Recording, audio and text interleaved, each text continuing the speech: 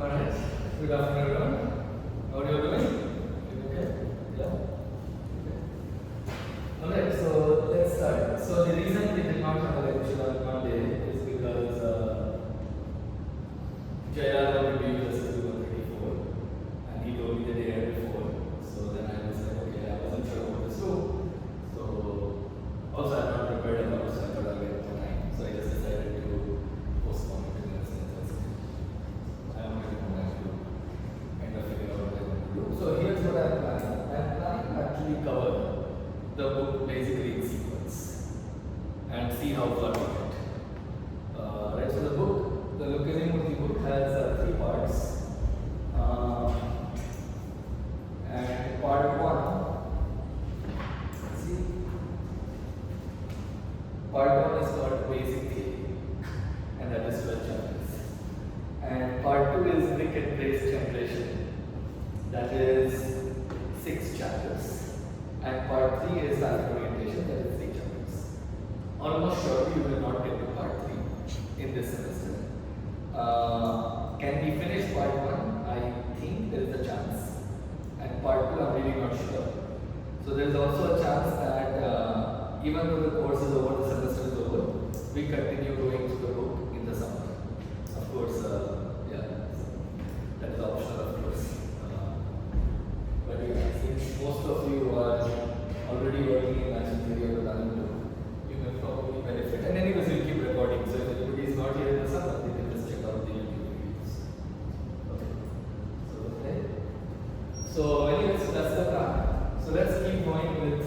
We have finished 3 chapters and we are on chapter 4. And we have proved one of the most important results in the theory of matching graphs, proved by Lovász in 1987, that any 2 applications of the type-cut decomposition procedure to a matching graph, they yield the same list of bricks and braces up to multiplicities of edges. Right? And we have proved this. Any questions or concerns regarding the proof? Is everybody happy with the proof? I recommend going through the proof multiple times because if you think you got it in the first time, trust me, you did not. There is a lot of nuances that need to be appreciated. And I have got the proof 5 times by now already. And each time I have learned something new. So, anyways. Okay, so that's that. I want to tell you a little bit of the consequences and sort of also a bit of the history. Now that you know this theorem, you will also appreciate some of the history, in particular history related to this book and the work of Carvalho, Lucchesi and Murty, but also Lovász. So, one thing we get is we get some invariants. The number of bricks and number of braces of a matching graph are invariants. B of G will be used for number of bricks of matching graph G. This turns out to be extremely important, which is why it is B of G, although B is also for braces. So for braces, I have in the past used B prime. In Lucchesi and Murty, they use B0. But this doesn't appear as much in the literature. So this is the number of braces.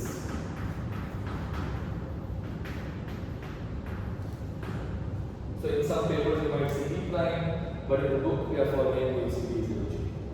Okay. But as I said, this is not very crucial. This is really important, and we will hopefully see some results where this shows up. The other point I want to mention is that when you see a result like this, uniqueness of a certain type of decomposition, graph theory has lots of different decompositions. A uniqueness result also tells you that the procedure, the type-cut decomposition procedure in this case, is probably of some fundamental importance. In the sense that most problems in matching, in the theory of matching graphs, or more generally perfect matchings, not only do they reduce to matching graphs, they further reduce to bricks and braces. In the sense that if you solve the problem for bricks and braces, then you actually have a solution to the entire class of matching graphs. Some of you have already experienced experience this in your research. Right? So I guess, yeah, I'll give you one quick example without the definition. One very important problem in matching curve graphs is the problem of Pfaffian orientations or Pfaffian graphs, which is what the third part of Lucchesi and Murty is devoted to. So you want to decide whether a given graph is Pfaffian. If you don't know what Pfaffian is, don't worry. Think of it like planar. Okay? So it's some beautiful property. You want to decide whether a graph is Pfaffian or not. And here is the result. A matching covered graph is Pfaffian if and only if each of its bricks and braces are Pfaffian. Right? And the bricks and braces of a matching covered graph can be computed in polytime if you care about it. So therefore, even from an algorithmic point of view, if you reduce the problem to bricks and braces, then you solve the problem for bricks and braces, then you actually solve the problem for all matching covered graphs. Okay? So, okay, but anyways, I haven't defined Pfaffian orientations. There are many such examples in the literature. Okay. So therefore, the summary is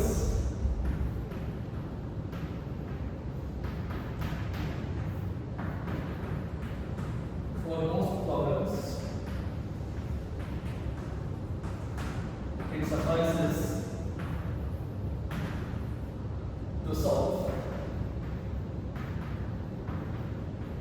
for bricks and braces. Yeah. So you want to, and this kind of thing happens a lot in graph theory, right? All of you have done structural graph theory. In the planarity module, which some of you may not have covered, it's okay. We want to prove Lucchesi's theorem. A graph is non-planar if and only if it contains A5 or K3Z as a topological minor, or the Wagner's theorem version as a minor. And how do we prove it? You have a non-planar graph, you want to prove that it has K5 or K3Z as a minor or a topological minor. Most proofs don't just deal with all graphs. They first go to connected graphs, then they go to two connected graphs or non-separable graphs. Then they further reduce to three connected graphs. Now you need to prove the theorem on three connected graphs. Good news is for three connected graphs there is a lot of theory. So you apply all that theory and you prove the theorem for three connected graphs, which then applies for all graphs. Okay. So, but to do that, you need some theory for three connected graphs. You need induction tools for three connected graphs, which are covered in module 2, connectivity in STT. Right? You see Thomason's theorem, and you also see cut-We theorem, which is a generation theorem or an induction tool for all simple three connected graphs. Okay? So in the same sense, in the context of matching code graphs, what we would want is, we would want induction tools or generation theorems for bricks and braces. And this is what part 2 of Lucchesi and Murty is dedicated to.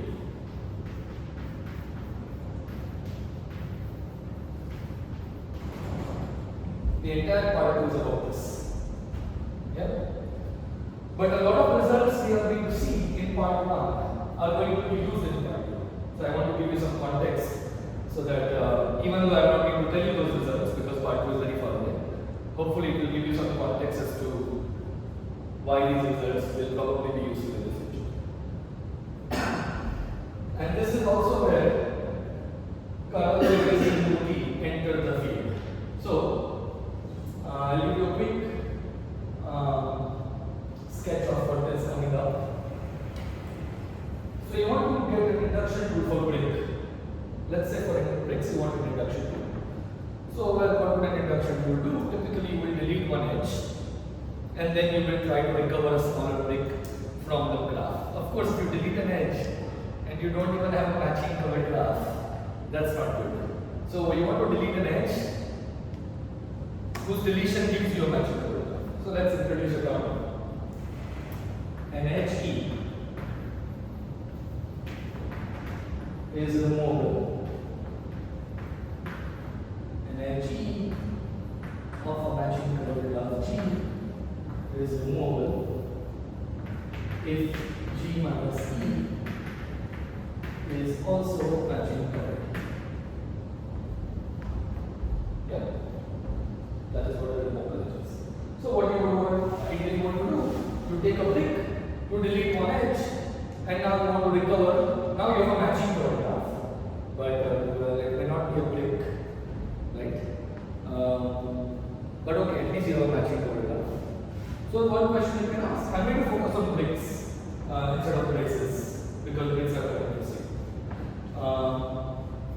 So one thing you can ask is that every brick have a removable edge.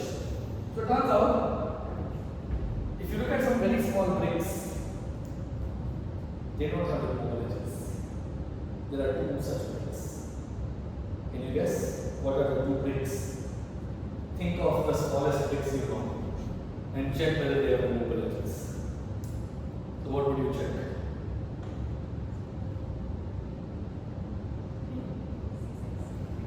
And smaller than that? K4. Let's check K4. Can everybody check K4? If you delete an edge from K4, then the opposite edge is no longer in the perfect matching. Right? Every edge is an opposite edge in K4. Yeah? The only edge that is not adjacent to this edge. Then that edge is not in any perfect matching. So clearly in K4 there is no removable edge. Now think about triangular prism.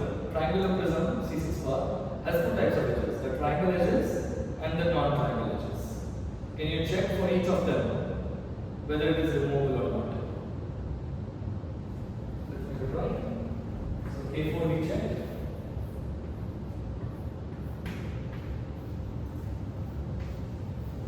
Now let's check triangle prism.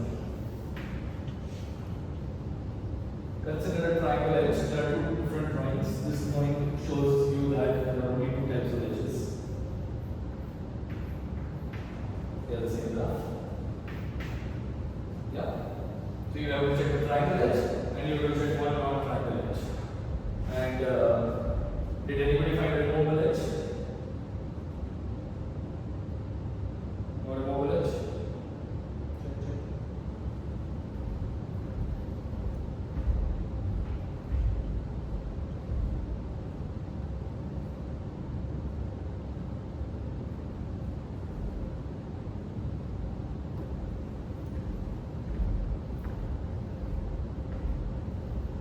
Yeah, no removable edge. No removable edge. No removable edge.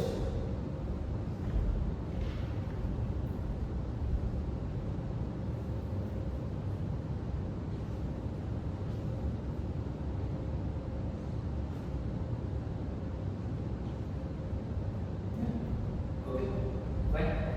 So it turns out these are the only two. Every other brick has a removable edge. So the Lovász proved in 1983. We will see a proof of this later, not today for sure, much later. I think it's 1983. Every brick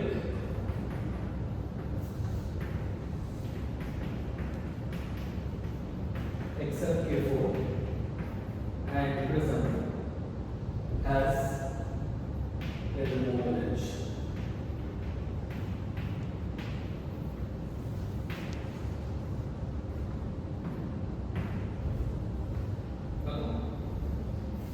Fine, so removable is good. The problem is you delete one edge, you delete a removable edge.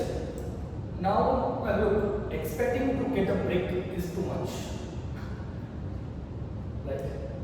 You may not get a brick. You have a matching paragraph because you deleted a removable edge. Okay, so G is a brick. Let's say E is some removable edge.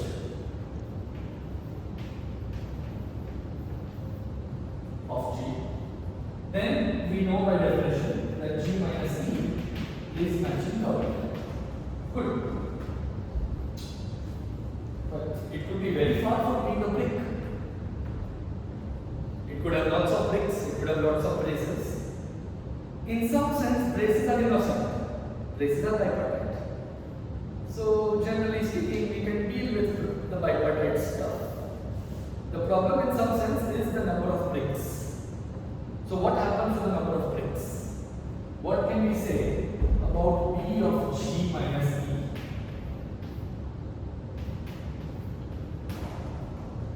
What can we say about this? Well, we don't know. We haven't proved any theorem. So therefore we don't know. But what would you guess? How do you think this compares? In fact, let me for the time being remove brick also. Let me just make it matching your brick. Okay. How do you think this compares to this?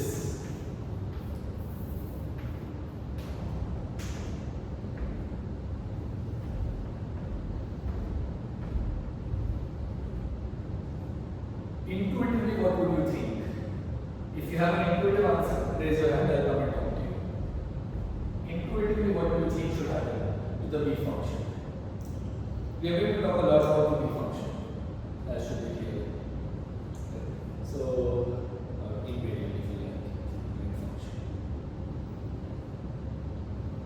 So, what do you think should happen to B intuitively?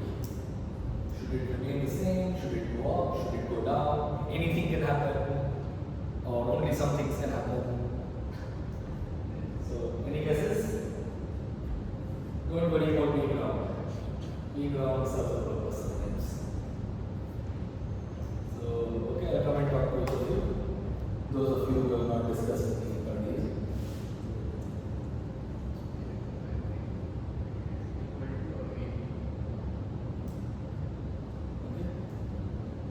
Some of you also read this. Okay.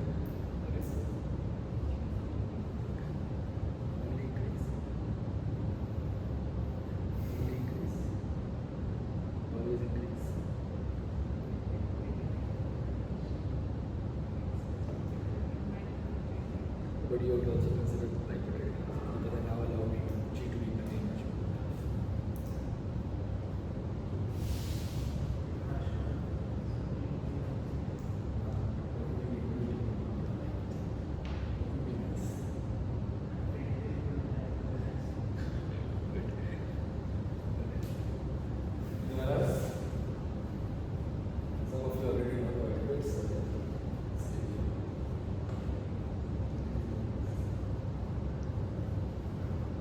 Okay, anyone else wants to say anything?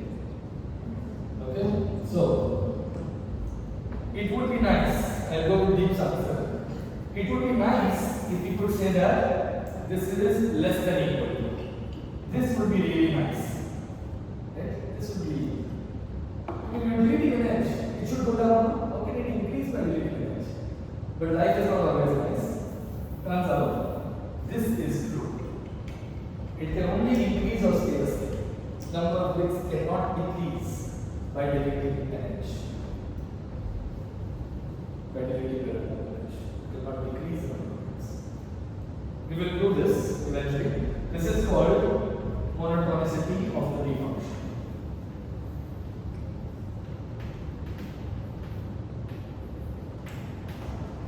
Yeah, we will prove this at some point in this course. Okay. So now let's go to brick. So now let's say I have a brick. And let's say this brick has a removable edge because it is not capable of prism. Then again by the same discussion, we have that B of G minus E is at least as big as B of G. And what is B of G? What is B of G in this case? Just one, right? Because the graph is a brick. So the number of bricks in G minus E is at least the number of bricks in G, which is equal to 1. So it's going to be at least one brick, but it could also have more bricks. Turns out, this gap can be arbitrarily large. You can construct bricks such that if you delete one edge, the resulting graph is 1,000 bricks, or whatever number you like. So you cannot do any bound. You cannot do any upper bound on the number of bricks in G minus E. That is hopeless. I'm not going to show the examples. We will see later. You can try constructing examples. Construct example here. Construct examples where strict inequality holds.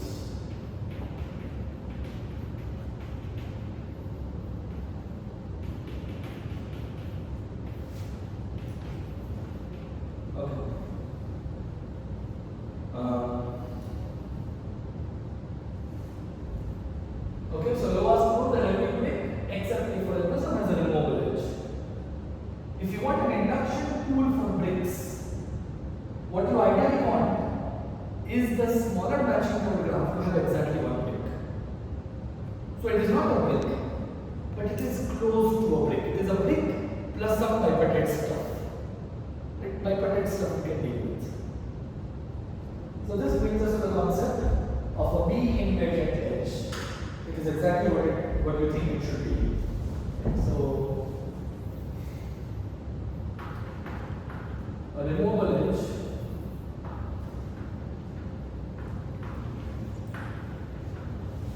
E of the matching coordinate of G is b-invariant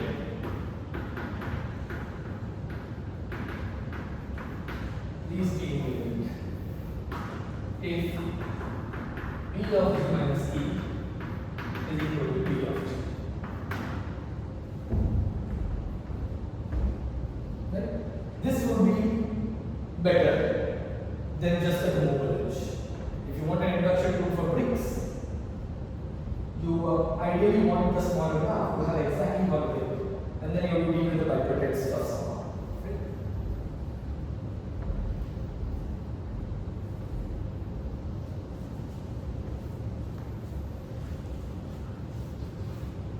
Of course, you can ask, why don't we just directly insist that G minus E is also a brick? Why don't we insist for a stronger property? G minus E should be brick, no braces. This is too much because bricks are 3 connected. They need not be more than 3 connected. There are lots of 3 connected bricks. That's an infinite family. In a 3 connected, you could also have degree 3 vertices. There are cubic bricks is an infinite family, which is very hard to deal with. In a cubic brick, if you delete an edge, you will get degree 2 vertices. Of course, the graph cannot be a brick. So therefore, asking G minus E to be a brick is too much to ask for. You have to relax what you ask for in life. Right? So this, in some sense, is the next best thing you can ask for. Can we ask for the existence of a b-invariant edge? Right? So the next question after Lovász's theorem is,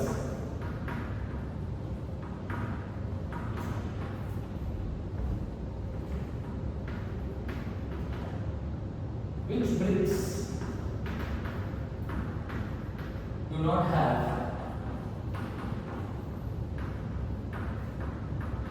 any b-invariant edges?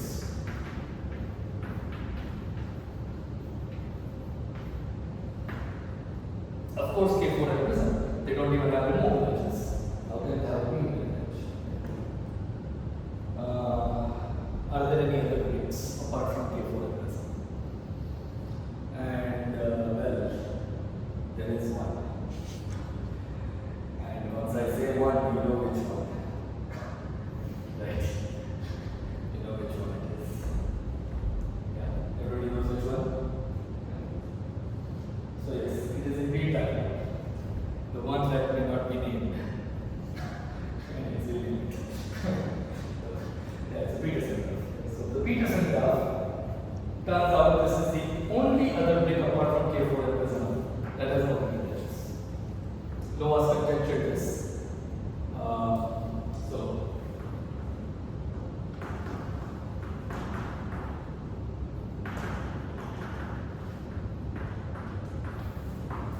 this was sometime in the 1980s.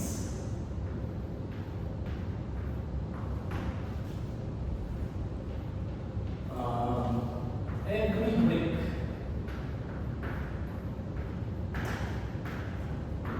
except K4, prism, and Petersen has a b-invariant edge.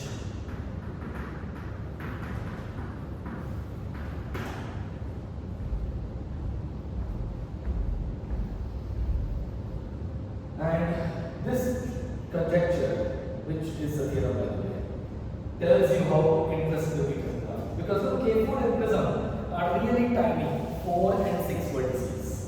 They are very small graphs. Petersen is 10 vertices. Between 6 and 10 there is a gap of 4.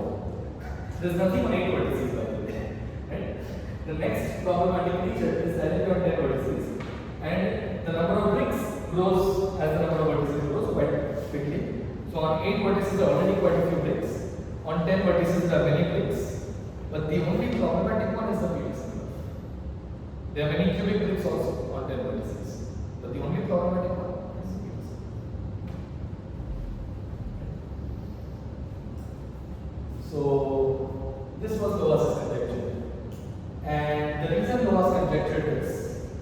is because Lovász had settled the matching lattice problem. This paper, 1987, this settled the famous problem of the matching lattice. We will probably talk about this problem soon in more detail. Right? So this was a big open problem, and Lovász settled this. And Lovász said that look, if you can prove this conjecture, then you will get a shorter proof for this. And in this problem also, the Petersen graph plays an important role, a very crucial role. Right? So in that, the dimension formula for the matching lattice has both the number of bricks of G and also the number of Petersen bricks of G. Somehow the Petersen brick shows up in the dimension formula. No other brick shows up. The other bricks are just one for each, whereas Petersen contributes to B and G both. Okay? So this was the motivation behind Lovász's conjecture. And this is when Carvalho Lucchesi-Murty entered the field. Carvalho was a PhD student in Brazil with Claudio Lucchesi, and they started working on this conjecture. And Professor Murty used to visit Brazil quite often, and then they started collaborating. So this conjecture is actually first proved in Marcelo Carvalho's thesis, and it appears in published papers by CLM in 2002. There are two papers in JCT-B in which this theorem is proved. And the third paper in JCT-B in the same year, they give a short-term proof for this, and they give short-term proofs of a bunch of other results using this theorem. Okay. So therefore this is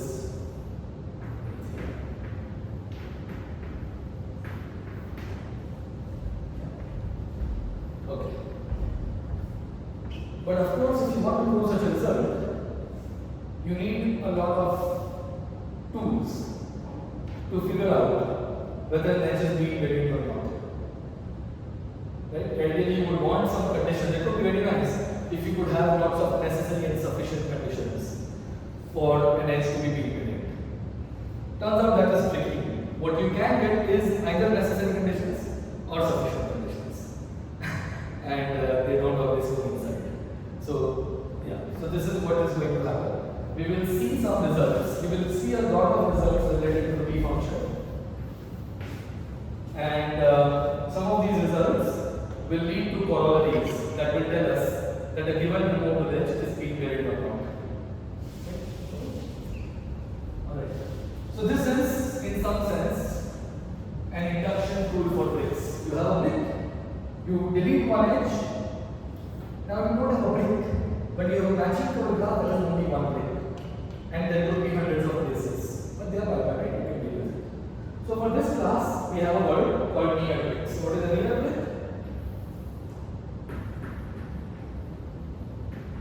Near brick is any matching covered graph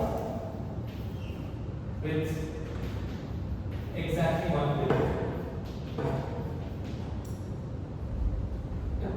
So you deleted an edge, you don't have a brick, but you have a near brick. So in that sense, it is a good induction. But it is still not great. There are more induction tools on bricks and braces similar to cut-We theorem from SGT, and that is covered in part 2 basically. In fact, if I am not mistaken, even this theorem, its proof in Lucchesi-Murty appears in part 2.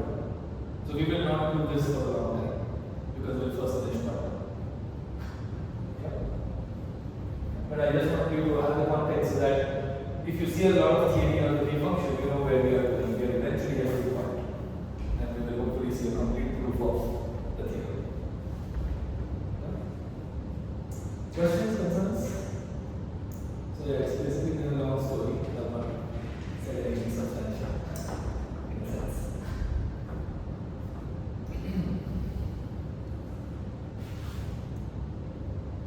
Okay. So I think this will be proved in part 1, somewhere in some chapter. Today we won't focus on this. We will focus on another property of the B function. Okay. We will ask a different question.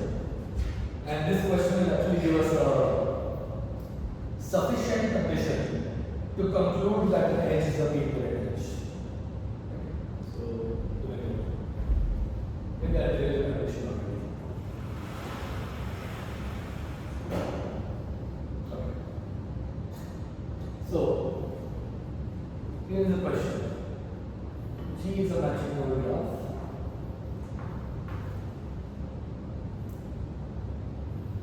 C is a tight cut.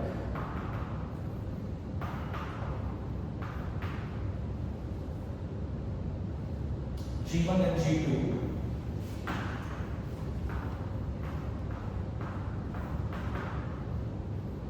are the C-contractions. Okay, I think what show like in the graph, I should show like the graph. So my question to you is the following: B of G, B of G1, B of G2. What is the relation between them? Is there any relation?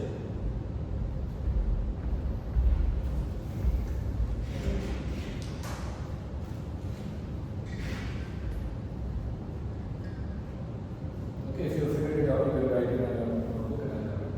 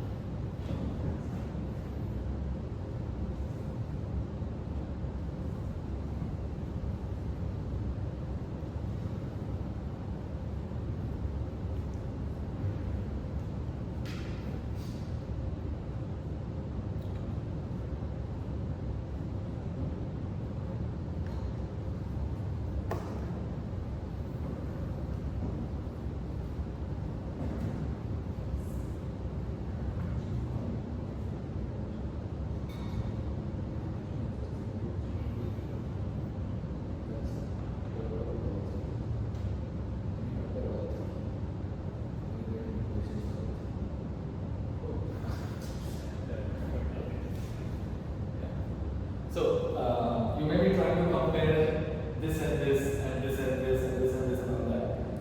My question is there an equation that relates all this?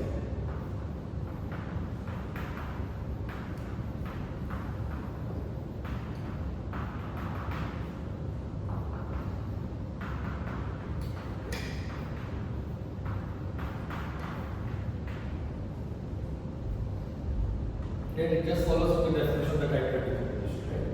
B of G is the number of bricks you get by any application of the type decomposition procedure.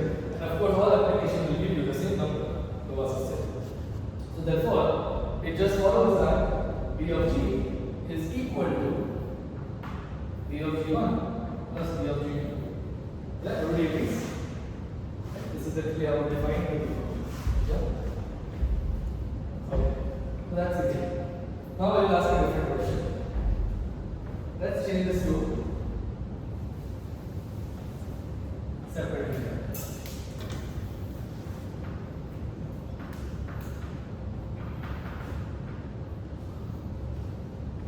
Of course, a separating cut could be tight, in which case you know the answer. But a separating cut also need not be tight.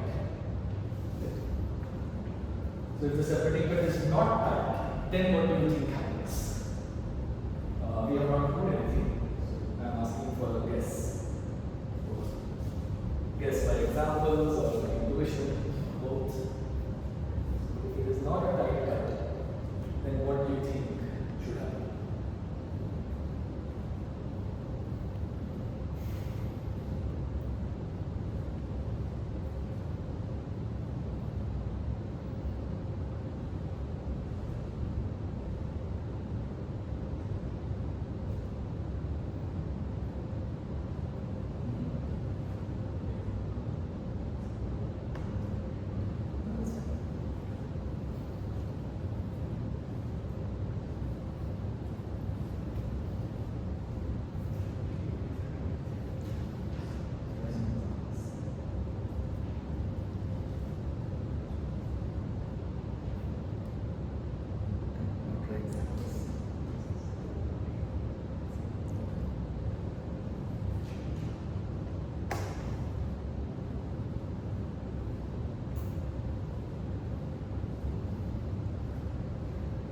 So it's a good idea to try some examples.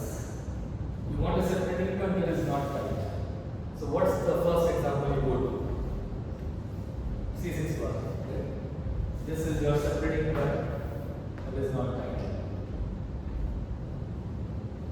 And of course, there's another nice example. What is the next nice example? If you want a separating cut that is not tight, Petersen. Okay. So Petersen also you can try.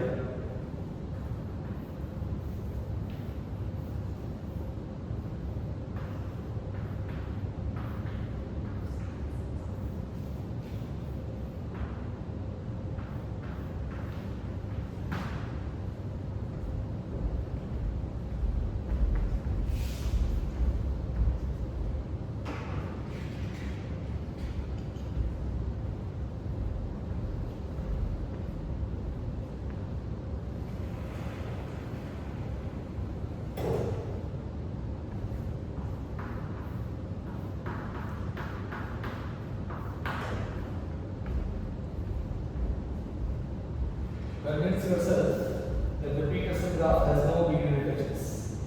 Every edge is removable because every edge is the same. Petersen graph is very symmetric, but no edge is b-invariant. Okay, so check this yourself. You will discuss it later. But probably good to try yourself first. And here you can see there is a separating cut that is not tight.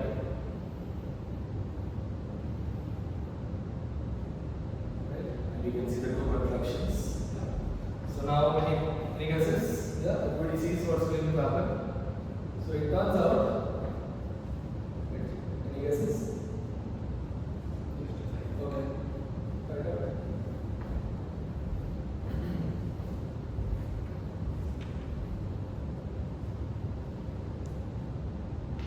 So we'll go here.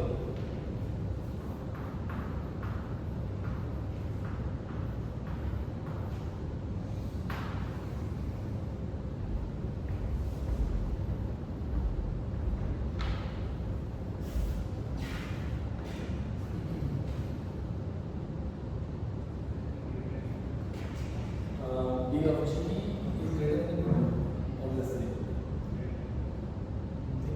So C6 bar is a brick. So B is equal to is a brick. So B is equal to 1. And the two contractions are they are K4. So they are both B equal to 1. So in this example, it is strictly less than 1. Okay, so we'll actually do this. We will prove that less than equal to equality holds if and only if to the direct.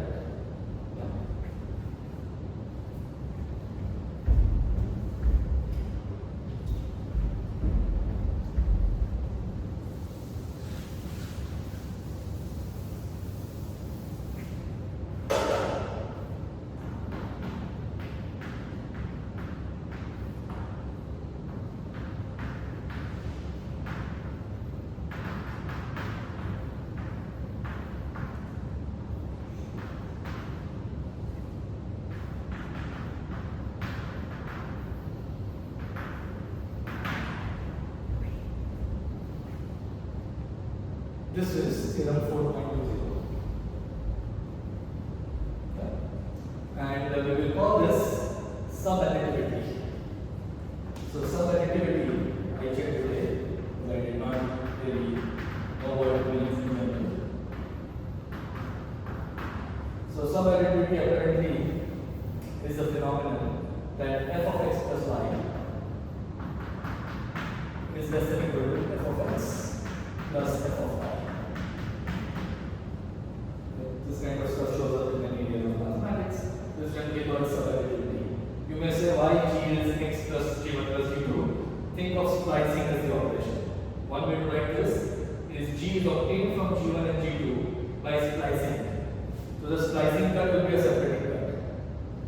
Then b of, one way to write this is b of g1 spliced with g2 is less than equal to b of g1 plus b of g2. And equality holds if and only if the splicing is a tight splicing. The corresponding cut happens to be a tight cut. So that's what we look at it, and that is why we are going to call this the subadditivity of B function. Yeah. Questions, concerns?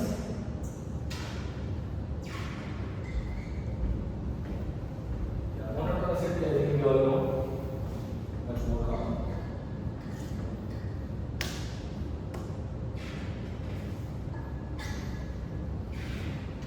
And now let's look at a consequence. Let's see if we can, under certain conditions, whether we can actually conclude that an edge of a brick is actually b-invariant. Yeah, let's try to do an example.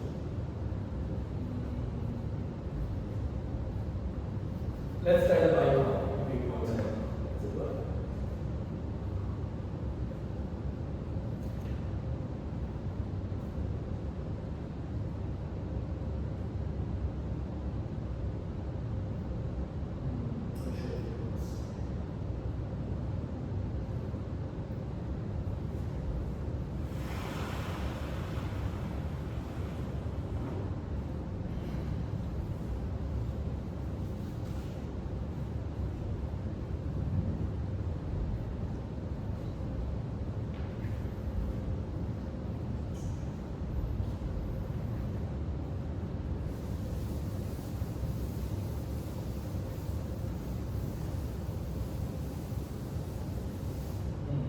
Anyways, maybe you can construct an example yourself. I'll just cover the abstract.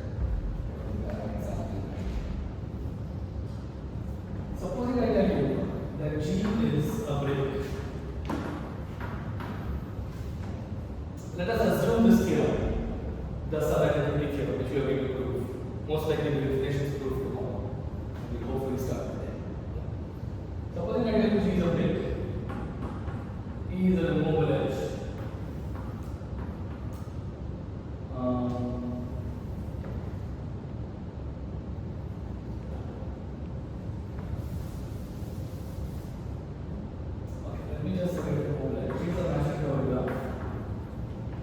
Let's have a separating cut that is not tight. C is a separating cut that is not tight.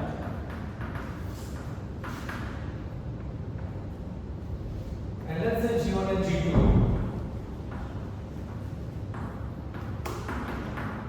are C-contractions.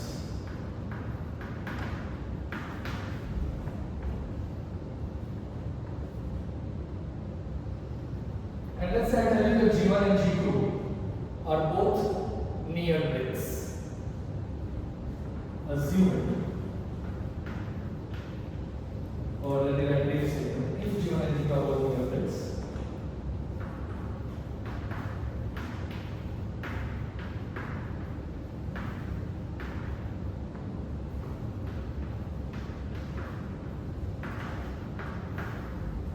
then what can you say about G?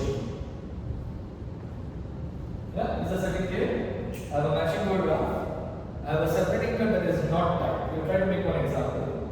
I want the two contractions to both be near bricks. Near bricks means B of Gi is equal to 1 for each I equal to 1. Then what can you say about G itself?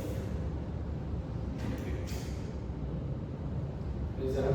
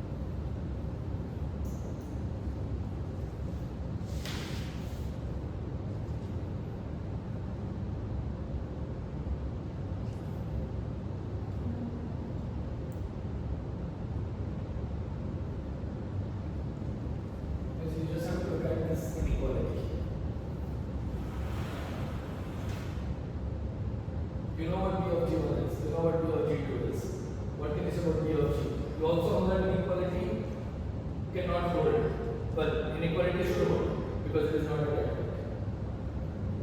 Right? Yeah.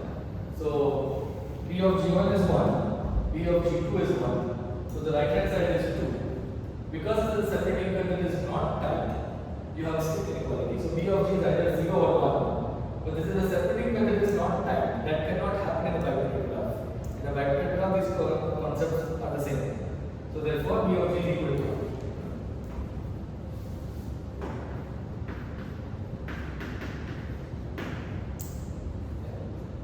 Okay, so this is a corollary that allows you to conclude that some graph is a near break. Therefore, this corollary might also help you to conclude that some edge is a b-invariant edge in a break. Right? Because what does b-invariant mean? It means that when you delete the edge, you get a near break. So if after deleting, you get this situation in g minus e, and if g was a break, then you know that e is a b-invariant edge. Okay? So this is the corollary.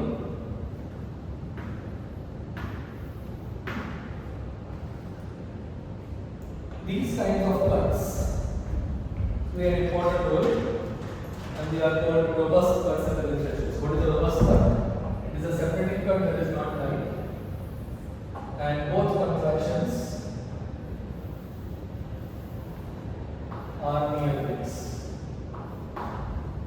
So this is what is a robust cut. The existence of robust cut implies that the graph is a near break.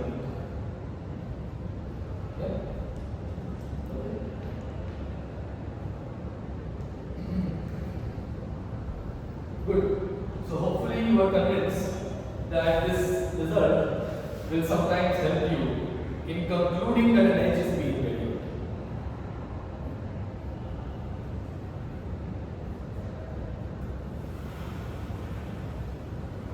In particular, if G is a brink and E is a removable edge,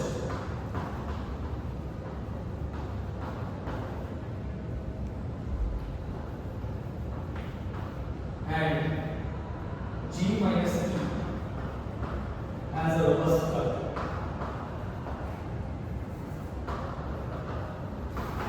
then the edge E is actually b-invariant.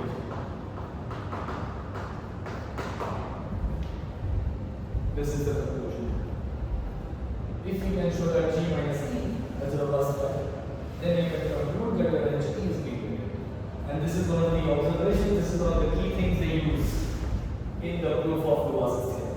When they want to conclude that hey, you have found a b-invariant edge, they use this statement. Okay?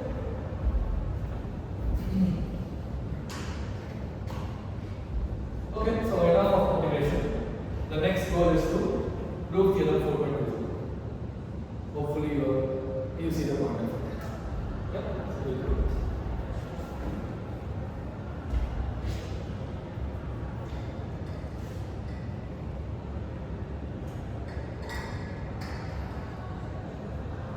And DIY, we'll try to, I'll make it a DIY for now. See if you can find examples. Find examples of examples.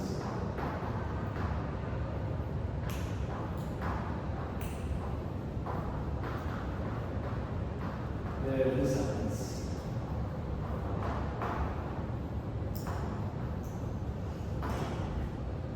Yeah.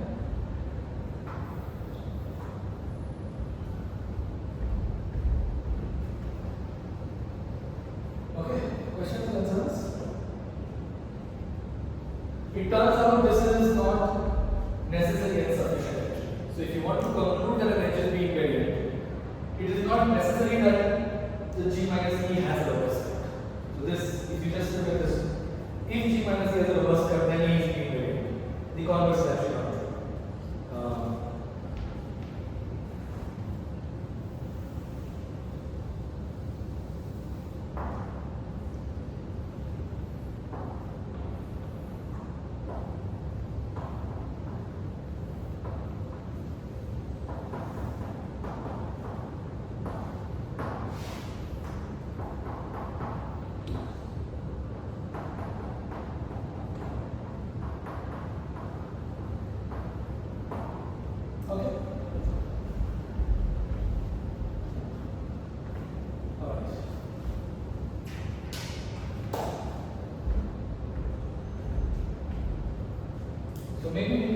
take a short break here since it is around 1 hour, and then after the break we can continue and start proving the Subadditivity theorem. Most likely we will not finish it today, we will continue tomorrow. Okay, thank you. Pause. Alright, so any questions, concerns regarding anything we discussed so far? All good? Yeah. Okay. So let's recall the uncrossing lemma, okay, which we proved, which was crucial for proving the Lovász theorem. And I hope you will see how important it was. So we had this situation in the proof where we have two cuts C and D. The blue cut C x bar and the pink cut D y bar. These are crossing type cuts. In particular, they are odd cuts. So using that, we concluded that one of these points is odd, and consecutive one is even, consecutive one is odd, and then consecutive one is even. These are the four quadrants. This is x intersection y, this is x intersection y bar, this is x bar intersection y bar, and this is x bar intersection y bar. Yeah. And we express notation so that x intersection y is odd. Then we concluded that we have two more characters in this picture. The intersection of x and y is the shore of the predicate I, and the union of x and y is also the shore of the predicate u. Yeah. That was one statement. I and u.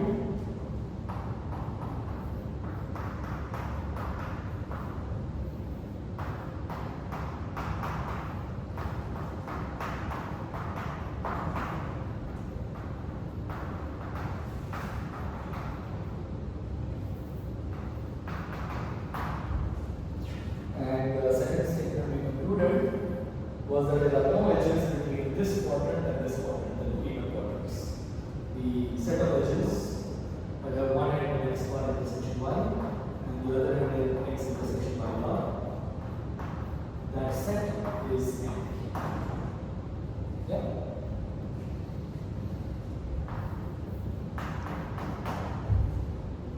Great. But what we want to prove today is this statement. Here we have a separating cut that need not be tied. In fact, let's already make some progress in the proof. Let's do some easy things.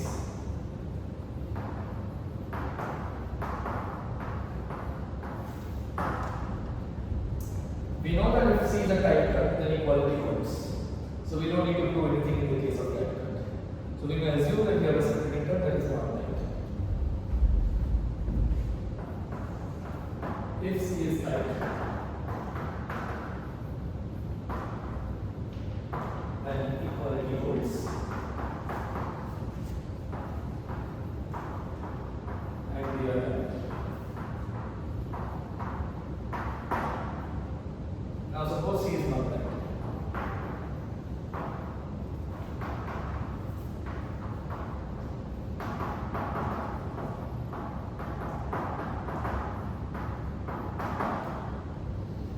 What do we need to show in this case? Sir? Strict inequality. Yeah? Everybody agrees? In this case, we just need to show strict inequality. Yeah? Okay. Good.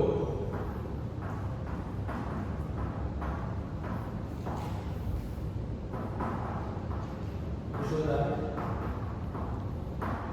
B of G is strictly less than B of G1 plus B of G2.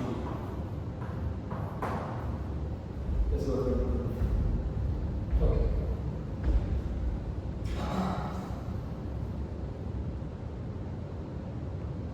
The problem is we can't use the uncrossing lemma if we get another tight cut, let's say. Right? We want to use the uncrossing lemma if the two cuts are crossing. We can't use it because this requires tight cuts. In fact, this statement is not true for such elements.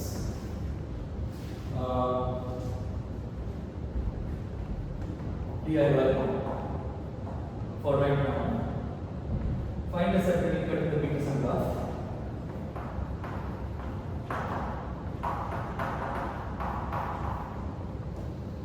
Find one. By symmetry, find a second one.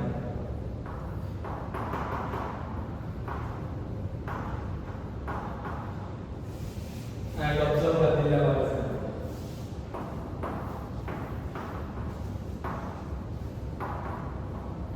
Of course, you need to ask yourself, what do you mean by lemma to hold? Well, I don't know. Maybe these are separating cuts or tight cuts. See for both. And no edges between these two sets. Those are the things. So observe that the conclusions of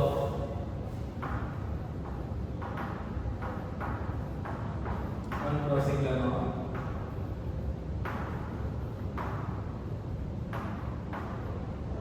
do not hold.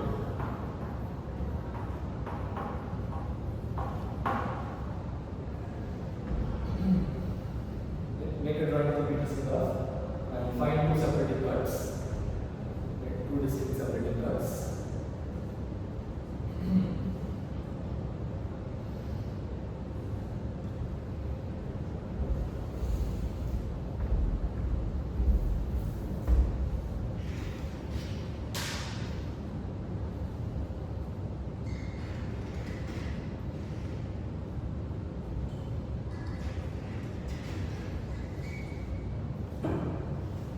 Maybe now I will tell you our book.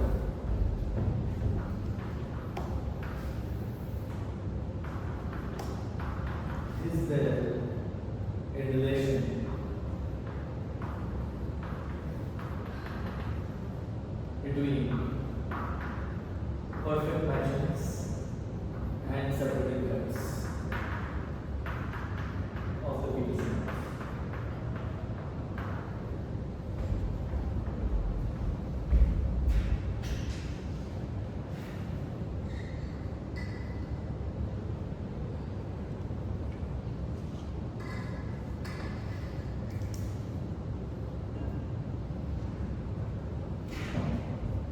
If you figure it out, let me know and I'll come back to you.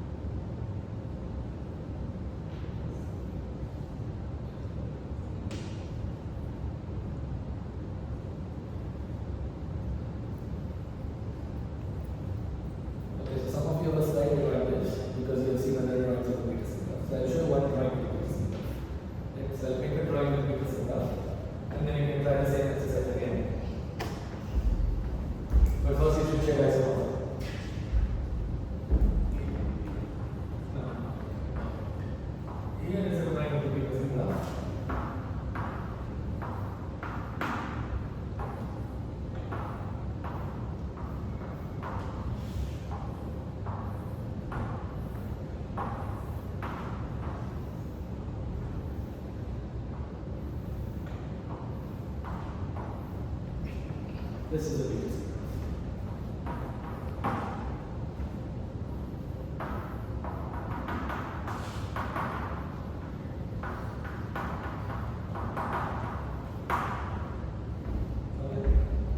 Now this drawing, see if this drawing helps you to find two nice separating cuts. It will help you visualize things much better than pretty much any other drawing in the Petersen graph.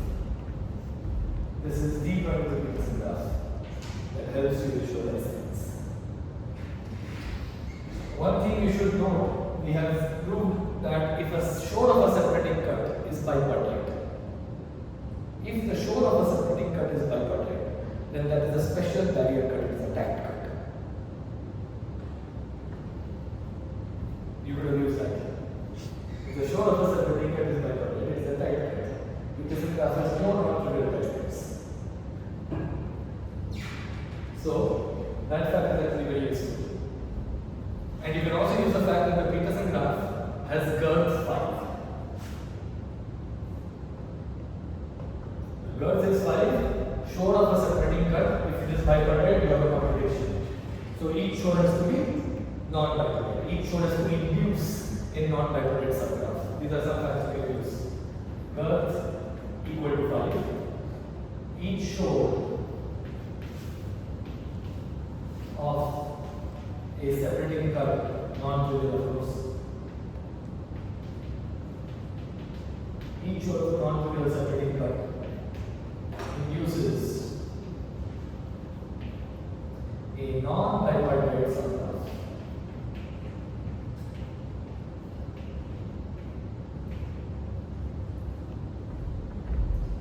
Use all these facts for the Petersen graph.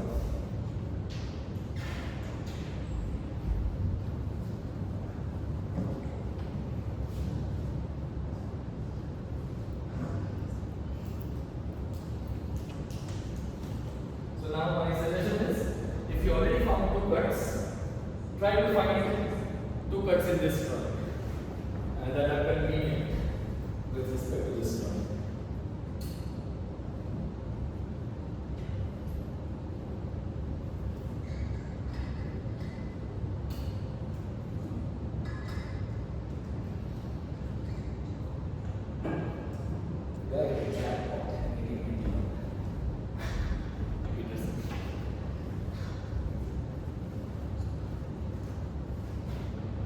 Apparently somebody else found the Petersen graph before Petersen did. I don't remember the name of the person, but apparently Petersen is not, they say it's not the first person to find it. There's somebody else. I don't recall the name. Also the pronunciation of Petersen I use is not right. It should be Petersen. It's Danish.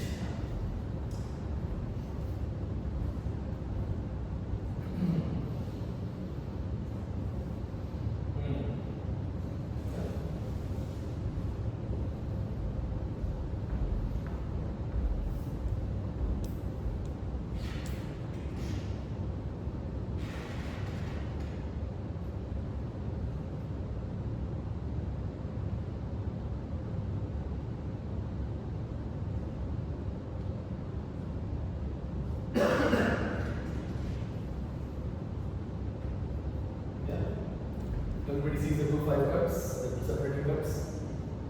No? So this is the point. Your separating cut has to separate two 5 cycles. Right? And now if you think about the 5 cycles, it is easy to see in this drawing. This separates two 5 cycles. The left side is a 5 cycle, the right side is also 5 cycles.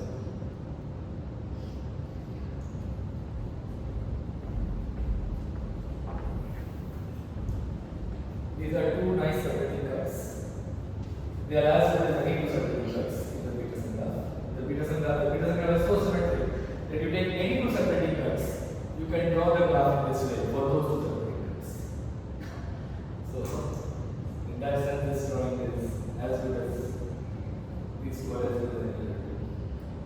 And now you can see that this shore, this is bipartite.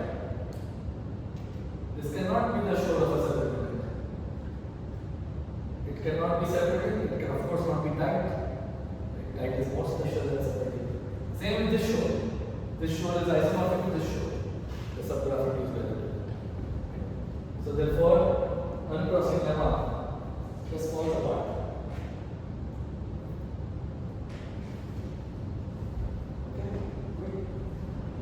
Alright.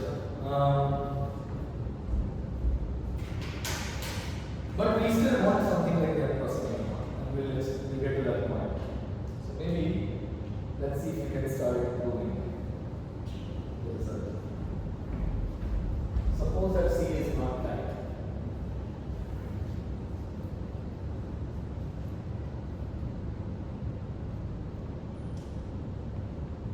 Supposing the graph is a bipartite graph, then we are already guided because we have a separating cut that is not tight, that means the graph is bipartite.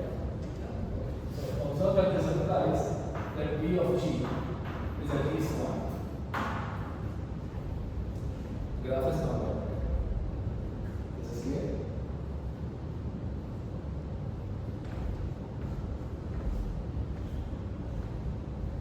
Supposing P of G is equal to 1,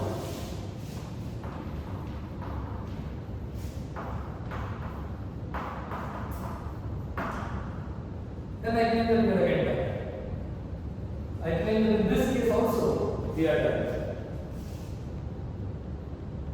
Right? If this graph P of G is equal to 1, then for the separating cut we are looking at, that is not a tight cut. Both the contractions will also be non-bipartite.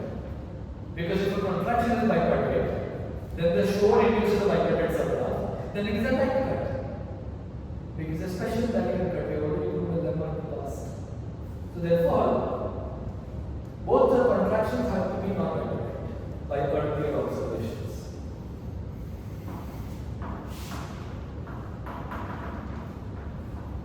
I don't remember to know this. So you can check the numbers yourself. If the both contractions,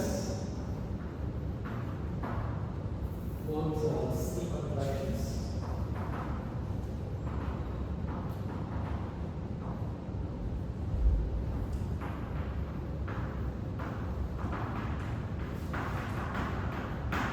are not bipartite, this implies that B of G1 is at least 1 and B of G2 is at least 1.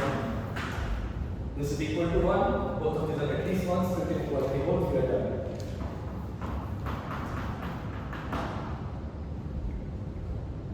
Therefore, we can conclude that now suppose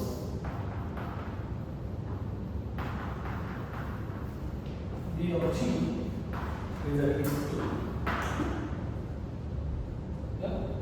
We concluded it is at least 1, we dealt with equality 1, now we are in the case of at least 2. Yeah? In particular, the graph is a non-trivial tight cut. Right? B of G is at least 2, definitely there is a non-trivial tight cut. I cannot say that for B of G equal to 1. B of G equal to 1 could be a brick, or it could be a near brick that is not a brick. Observe that every brick is a near brick. It is too near, but it is a near. Yeah? So, in particular, this implies that G has a non-trivial tight cut. Say B partial of R. So now you see why we are talking about the crossing lemma. We need something like this if the two cross. So we have two cuts. We have a separating cut that is not tight, C, and now we have a non-trivial tight cut, D. So the two cuts are either laminar or they are crossing. You have to deal with both cases. And of course, the proof is by induction on order.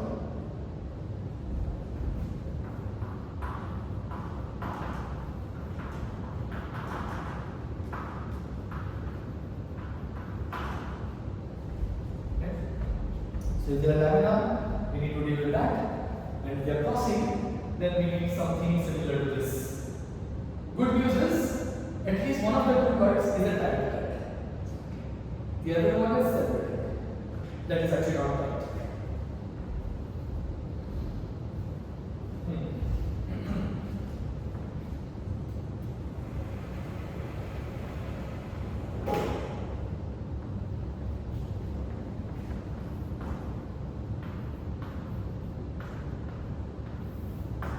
Case 1. C and D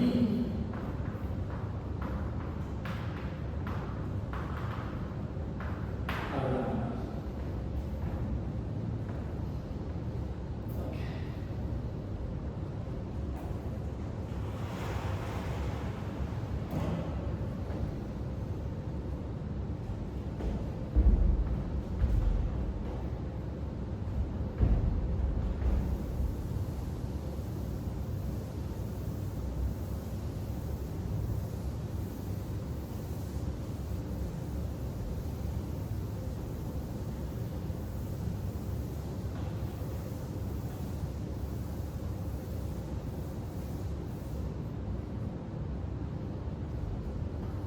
Case 2.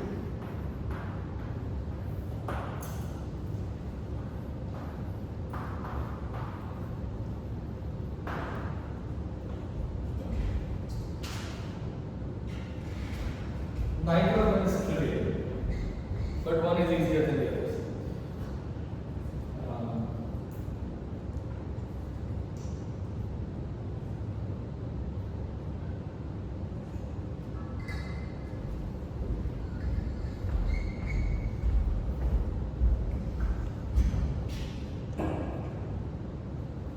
So let's make a drawing of the laminar case and see how that goes.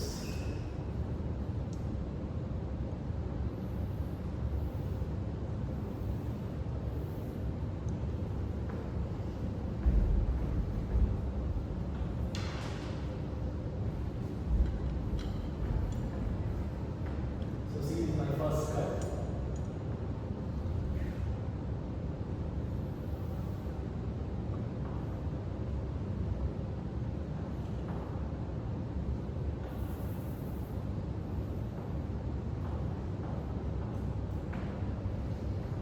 D is the second cut. I will join here with B.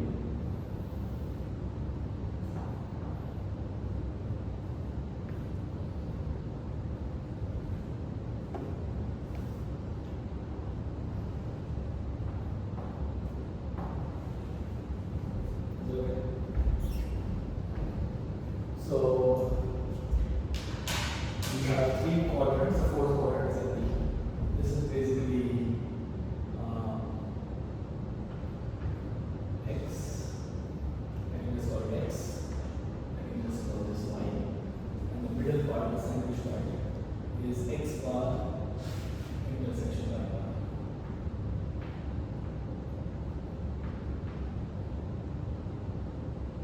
Let me just pretend to say X bar intersection Y bar is, let me change this.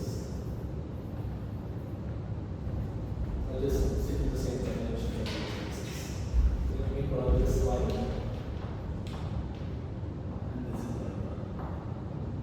Therefore, this is X bar intersection Y. This is the lower is Y bar.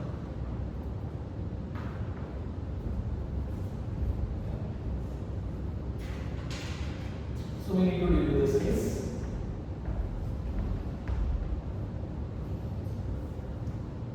C is separating, not tight. D is a tight cut. And for tight cuts, we know equality rules.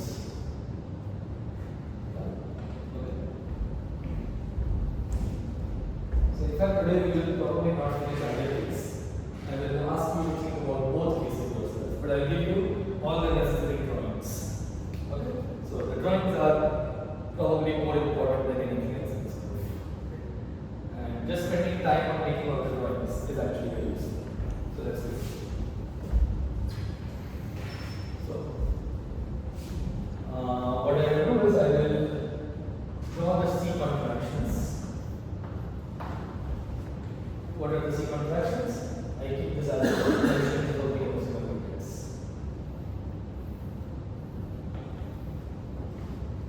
So this is my set X. that should be entire x bar divisible with x. Look at this. This is my graph G1. In fact, we use a common convention for both the cases. G1 is G showing x bar. G2 is G showing x. And we use h1 and h2. G showing y bar. And h2 is G showing y. Yeah. Okay, this is G1. Now let's go G2. And so this x bar will get as it is, and x becomes little x.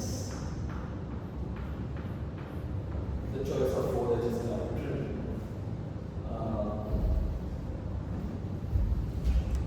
And observe that this cut continues to be a cut here.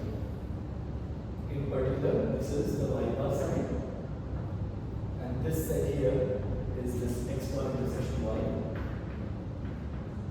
which is an even number of vertices. Remember, this is even. This is odd. This is odd.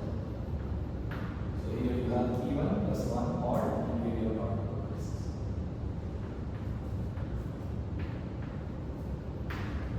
Yeah. This is our graph G2.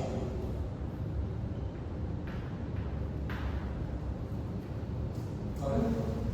While we are at it, let us also draw the Decompositions.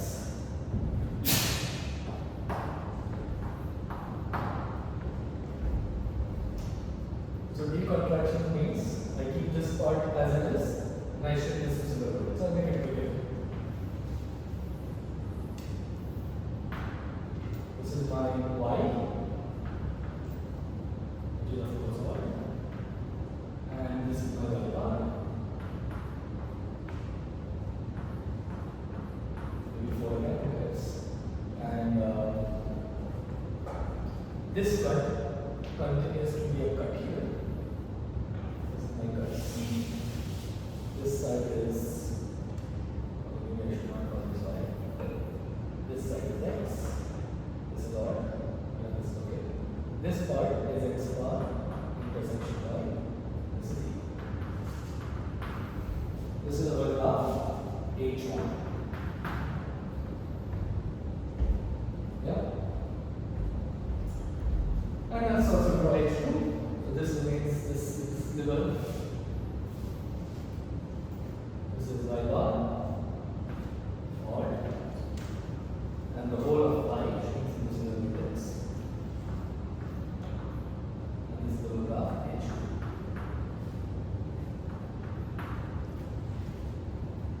Yeah? Everybody with me? Let's write down some basic things that we can. D is a tight cut. Let's just write down this is tight. And this fellow is submitting but not tight.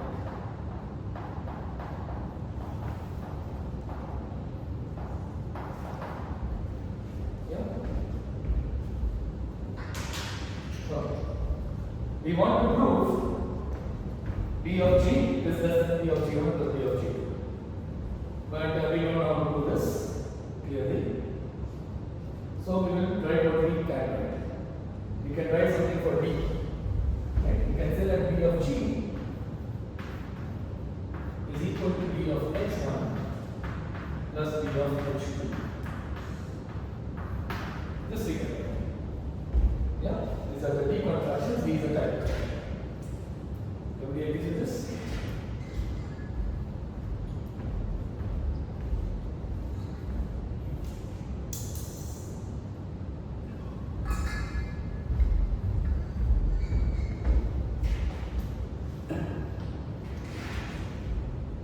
So we have written B of G, this is the of G.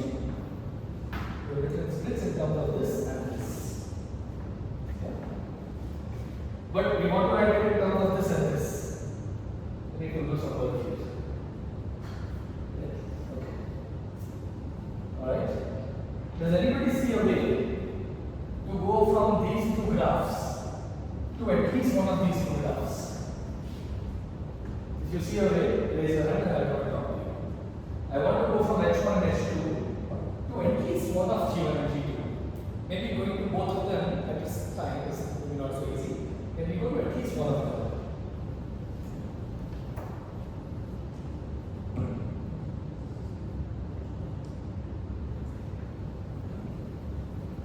Anybody else? I want to, right, so we agree with this statement? Yeah? But we want to do this.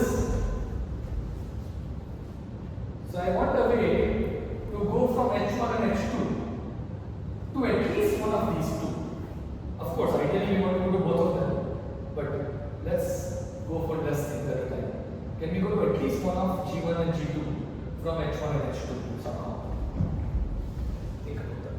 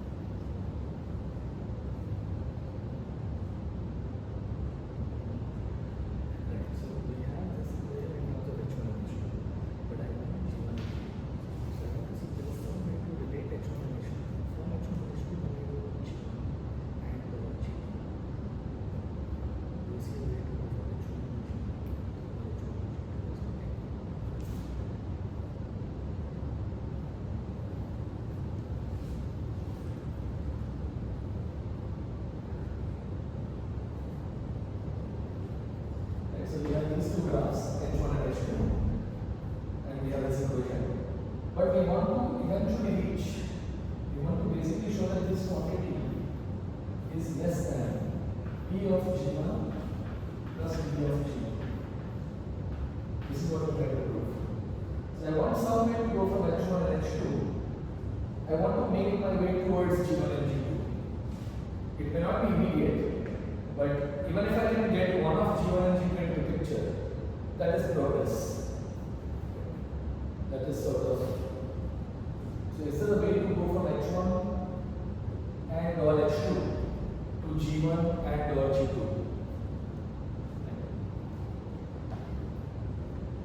So here we shrunk this part into single vertex, whereas here we shrunk this entire part into single vertex. So can I somehow go from here to here? Whether it is valid or not, don't worry. Separating cut, tight cut, all those things, of course, you will answer those questions. But just let's have pictured guidance.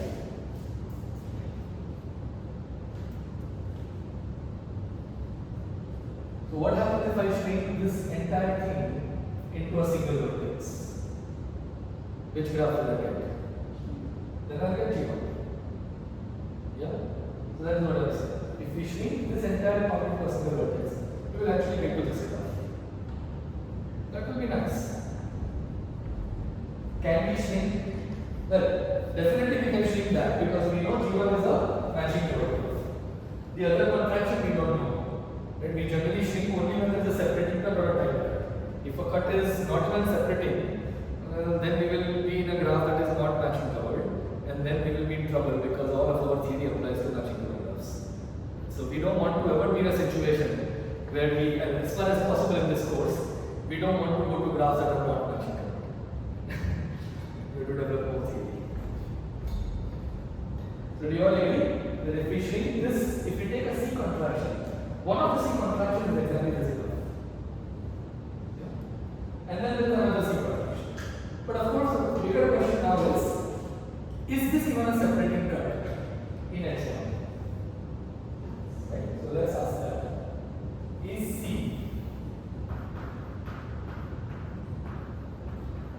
a separating cut in H1? And one of the most useful things is not the original definition of separating cut. It is the other characterization. For every edge, there exists a perfect matching containing that edge that meets the cut in exactly 1 inch. That is the definition or the characterization of separating cuts that you should almost always be using. There are very few instances where the original definition is useful. Of course, there is. So, for any edge in this graph, can you convince yourself that there is a perfect matching containing that edge? That edge may or may not be the cut. It could be anywhere.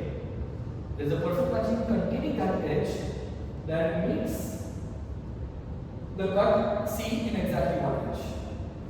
You know, in the original graph, C is a separating cut. And there you know D is a tight cut.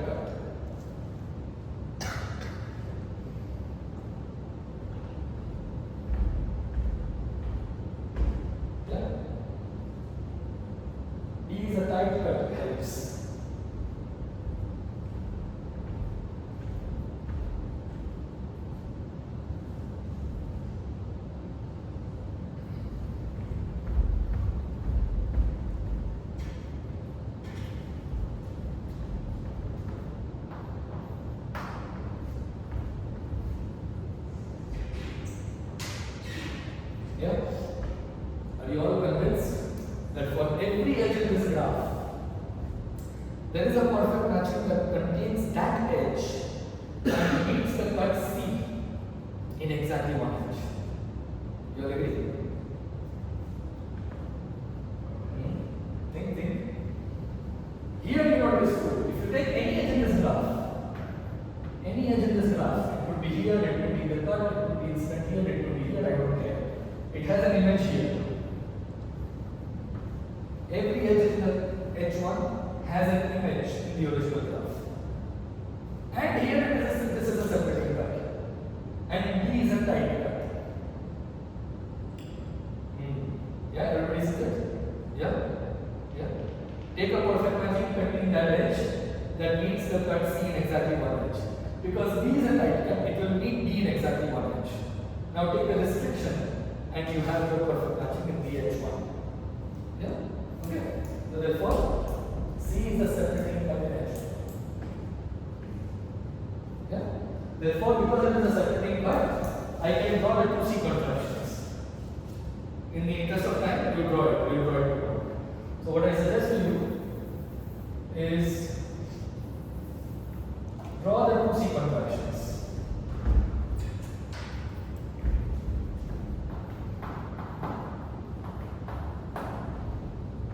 Draw a C contraction here, draw a C contraction here. Yeah. One of them will be G1. And here, by the way, right, so let's say we call it two C contractions. I will not call it for now. I'll just call them H11 and I'll call it H12.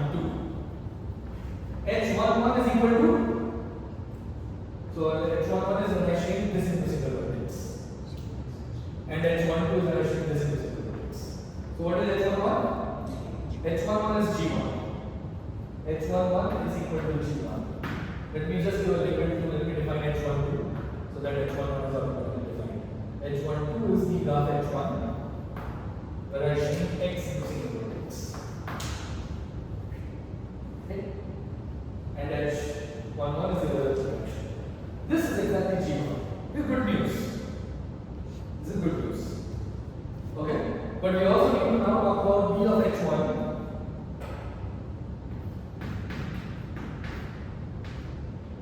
Well, we know it is less than equal to B of h11 plus B of h12. Yeah, smaller graph, right? That's hypothesis. Yeah, everybody agrees it's a smaller graph. Both of these are non-trivial cuts. Separating cut not tight, therefore it has to be non-trivial. Trivial cuts are always tight. And this is a non-trivial tight cut. Therefore they are both non-trivial, so the graphs are smaller. All these four graphs are smaller than the original ones. Right? So we have this. Can we make it stronger? Can we make this stronger? Strict inequality. For that, what do we need to prove? We will have to prove that it is not tight. We proved it is separating. This we proved. If you want to make this strict inequality, you need to also show that it is not a tight cut in h1. Next question. Is C tight in h1? If you can prove it is tight, then you get equality. If you can prove it is not tight, then you get strict inequality by the induction hypothesis. Yeah? So can you also think about this now? Can we claim that this is a tight cut? Or can we claim that this is definitely not a tight cut? Not a tight cut. Not a tight cut. Okay? Not a tight cut. Okay? Think about it. I will not release the answer. I will keep it in question mind. Okay?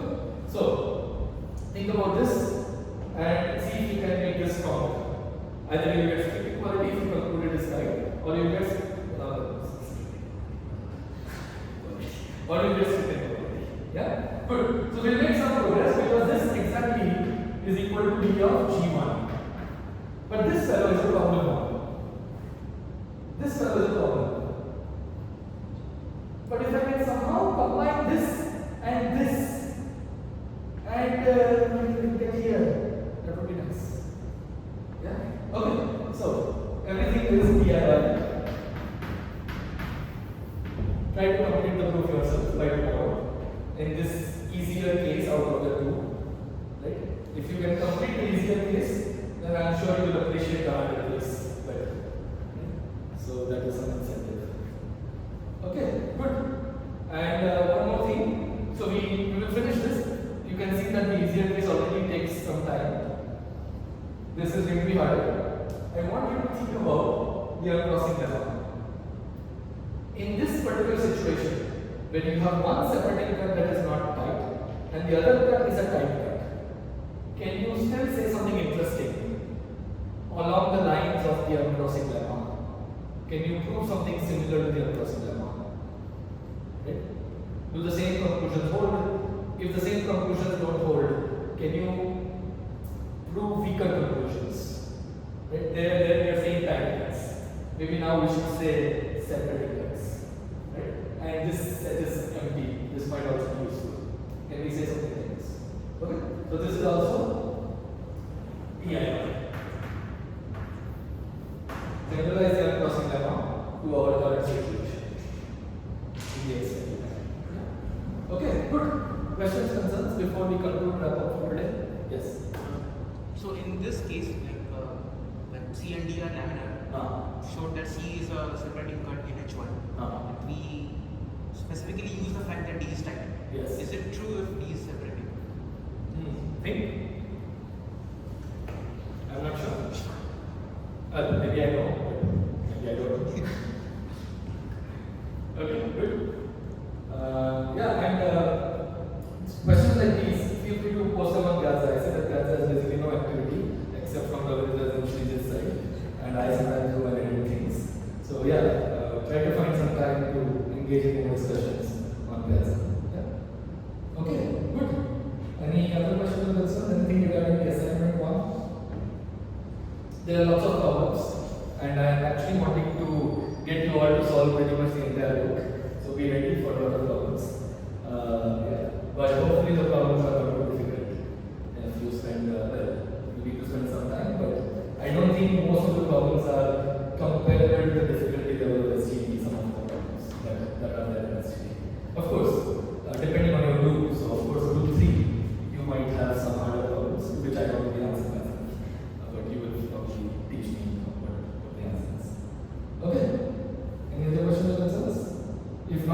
see you all tomorrow at 3:30.